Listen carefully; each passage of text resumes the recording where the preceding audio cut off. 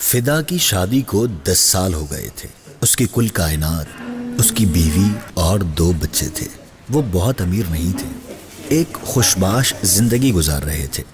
فدا تھکا ہارا دفتر سے واپس گھر آتا تو اس کے بچے اس کی ساری تھکن بھلا دیتے ہیں۔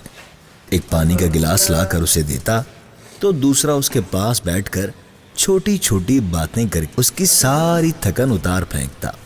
سب کچھ ٹھیک چل رہا تھا کہ پھر اچانک ایک روز فدا جس کمپنی میں کام کرتا تھا اس کمپنی نے اپنا آپریشن شٹ ڈاؤن کر دیا۔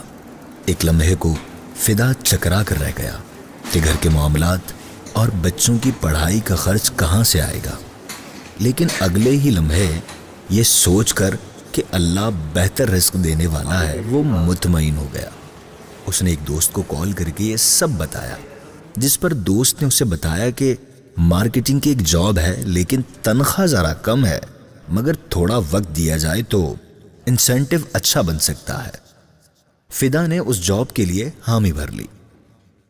فدا نے اپنی پریشانی اور جاب کے جانے کا اظہار کسی سے نہیں کیا کہ بیوی بچے پریشان ہوں گے۔ وہ اگلے دن تیار ہو کر اپنی نئی نوکری پر نکل جاتا ہے۔ دفتر میں بیٹھ کر کام کرنے والا اب مارکیٹنگ کی جاب میں جگہ جگہ گھوم کر کام کر رہا تھا۔ 9 سے 5 جاب کرنے والا اب رات کو دیر سے گھر آنے لگا۔ بیوی شک میں پڑ گئی کہ لگتا ہے کوئی چکر ہے۔ بہت زیادہ پوچھا تو اسے بتا دیا کہ وہ لیٹ کیوں ہو رہا ہے۔ روزانہ جب فدا گھر آتا تو بچے سوئے ہوئے اور بیوی کا چہرہ اترا ہوا ملتا۔ وقت ایسے ہی گزرتا گیا۔ فدا کو اب گھر کے معاملات چلانے اور بیوی بچوں کی ضروریات پورا کرنے کے لیے ایک ایک پل محنت کرنا پڑ رہی تھی۔ فدا تاخیر سے آنے لگا۔ بیوی اس کے انتظار کے لمحات ٹی وی ڈراموں اور سوشل میڈیا پر فالتو قسم کا کنٹینٹ دیکھنے میں گزارنے لگی۔ اس روٹین میں زندگی کے 8-10 سال اور گزر گئے۔ میاں بیوی کے درمیان جو انڈرسٹینڈنگ تھی وہ رفتہ رفتہ کنفیوژن اور مسائل میں تبدیل ہونے لگی۔ بیوی کو لگنے لگا کہ شوہر اس کا بالکل خیال نہیں رکھتا، جھگڑالو ہو گیا ہے، اس کے ساتھ اس کی زندگی بہت مشکل ہے۔